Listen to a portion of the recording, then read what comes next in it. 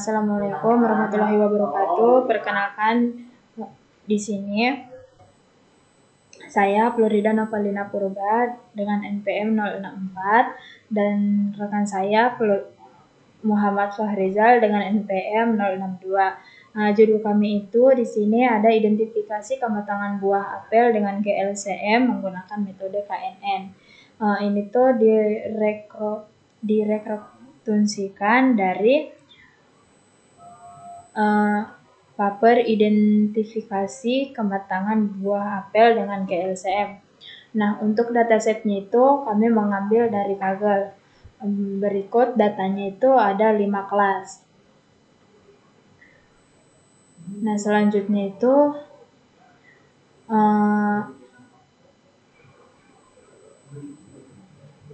ada alat dan lingkungan pengujian eksperimen yang kami lakukan itu menggunakan Google Colab, terus itu Python. Nah, terus itu untuk pustakanya itu ada OpenCV, SkyImage, Matplotlib, terus itu Scikit-learn dan sebagainya. Dan ini juga kami menggunakan ekstraksi fitur tekstur dilakukan dengan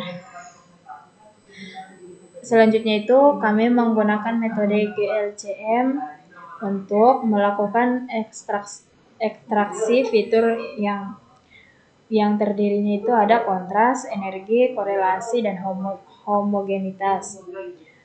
Nah, terus itu di sini ada hasil dan pembahasannya.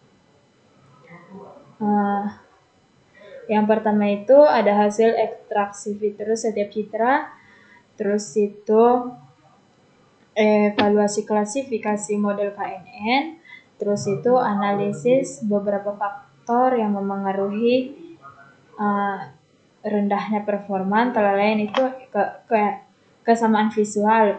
Itu kayak beberapa kelas memiliki tekstur yang mirip secara visual. Terus itu jumlah data, terus itu parameter K atau nilai K pada KNN. Terus itu walaupun demikian, sistem ini udah mampu melakukan proses klasifikasi dengan pipeline lengkap atau dari akuisisi data hingga evaluasi, sehingga membuka ruang untuk perbaikan ke depannya. Hasil visualisasi hasil prediksinya.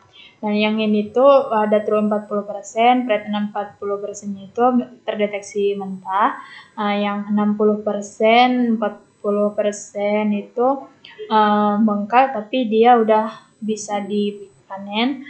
Nah, terus ini ada 40%-nya juga itu masih tetap mentah. Nah, di sini tuh kan ada true-nya. True-nya itu ada 100%, flat-nya 60% itu masih udah terdeteksi matang sempurna. Nah, di sini tuh ada true 100% dan flat-nya itu ada 40%. Nah, ini tuh terdeteksi setengah mengkal.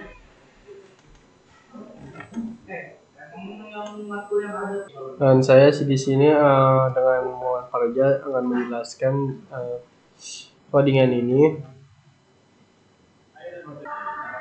Jadi akurasi skor itu membandingkan label prediksi YPRED dengan label asli YTEST dengan tes dan menghitung persentase prediksi yang benar. Lalu ada output adalah untuk mengakurasikan model kualifikasi dalam persen hingga menghasilkan akurasi model 77,00%. Lalu ada evaluasi model yang varian ini yang lengkap itu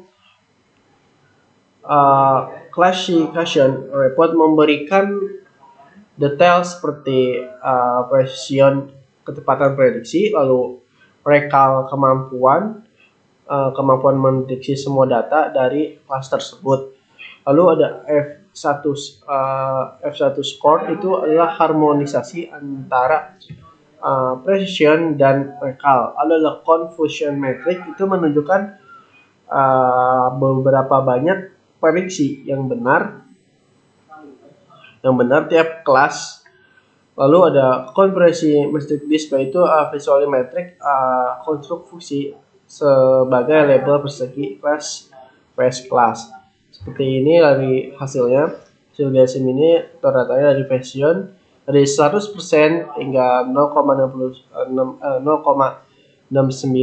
lalu di recall 0,45, lalu F1 skor 0,55, lalu sport 20. Di sini ada 20% dari pressionnya 0,79, lalu di recall 0,95, lalu di F1 skor 0,86, lalu di sport ada 20, lalu di data 40% itu pressionnya 0,77, lalu di recall ada 0,85, lalu di F1 skor ada 81, di sportnya ada 20. Lalu di data 80% itu pressionnya 0,79, lalu di recallnya 0,75, lalu di F1 nya adalah skor 0,77, lalu di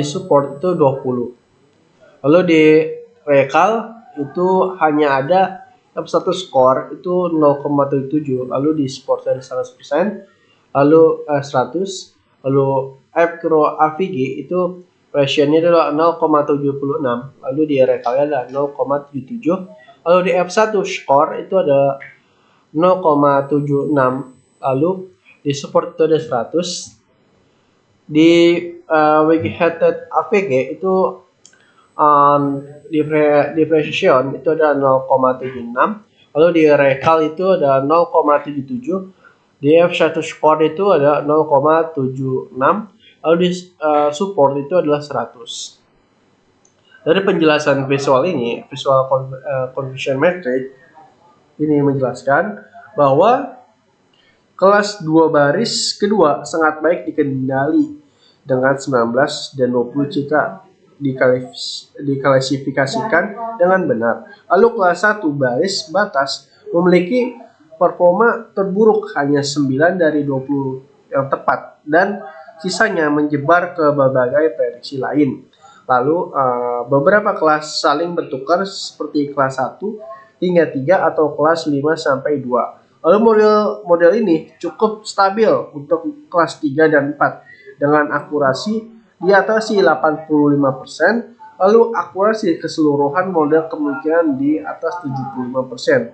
Namun nilai pasti bisa dilihat dari read output dari akurasi.